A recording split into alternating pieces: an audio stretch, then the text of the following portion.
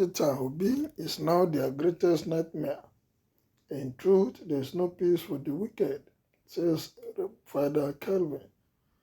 Reverend Father has come out to describe the movement of Peter Obi and his adventure into the presidential race is creating a great nightmare among the politicians. The fringe at which his candidature is going, the awareness it has created for those that have never voted and those that have interest of voting and those that have never made up their mind before to even look at the political arena and make a decision. This has caused serious nightmare among the two major parties, especially APC and PDP, and everybody seems to be talking about it. Well, following the recent development in the Nigerian political space, over the past 1 month, the two major political parties, All Progressive Congress, APC, and the People's Democratic Party, will no longer be the only parties to watch in the 2023 presidential election, as Labour Party has joined the fray.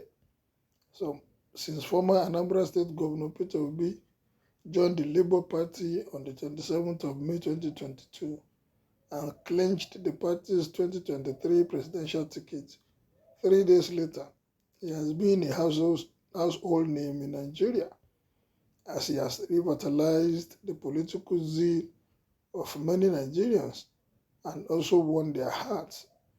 A Malawian-based Nigerian Catholic priest, Reverend Father Kelvin Ogu, in the post via his official Facebook handle on the 1st of July 2022, has claimed that the major political parties are now losing sleep because of Peter Obi, as he has now become their greatest nightmare. He further said that there will be no peace for the wicked.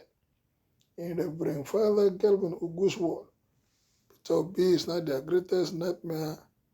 They are losing sleep because of him. In truth, there is no peace for the wicked. Arguably, the former Anambra State Governor has become the main threat to the All Progressive Congress power retention bid. In a tweet on the 30th of June 2022, a former media aide to President Muhammadu Buhari and former House of Representative aspirant Bashir Ahmed confessed that Peter Obi's presidential bid has become a movement, revealing that 75 to 80% of Nigerians in Kano and Katsina states have joined the former Anambra State Governor's bandwagon. Well, the election is just around the corner in February, and what will happen or what happened after the election will really show if Obi has indeed become a nightmare to the two major political parties, that is the APC and the PDP. Yes, his movement has raised a lot of things, especially on social media. For me, the awareness level on the PVC is one thing that I see very positive about his coming in as the presidential candidate of Labour Party. Like I said earlier, the people that are not even ready to vote, majority are now willing and ready to vote just because of his candidature. But the nightmare that we're talking about to the two major political parties, I don't think there will be any nightmare, especially among the two, because they have been there. PDP has ruled for 60 years. APC is going for its 70th year, and their 70th year are going to 80 years. The only thing that can shake them is not because Obi is there, but because they know they have ruled before, so they have something to talk about. Outside of that, the people that are making noise on social media, are we sure they are ready and willing to go out on the day of election? Would they come out to vote? Is not just a flash in the pan that yes, this man let's get that? The momentum, I hope it will continue till the election and after the election.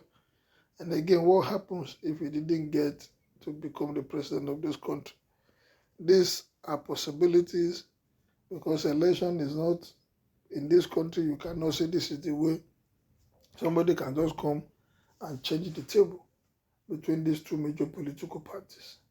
Well, except if there is divine hand in it, if it is what we know and if it is what has been happening, Honestly, it may be difficult for him to change the audience table. For APC to win in 2015, some members of PDP left PDP. They formed another group called the New PDP, and from there they formed alliance with APC, and at the end of the day, they won at the national level. While Obi is going alone now in Labour Party, I hope he's going to form alliance like they are planning with NMPP. If the alliance works, I believe something can happen. But if there's no alliance as they're going, if they want to go solo, it may be challenging and it may be a little bit difficult to change the government at the center in 2023.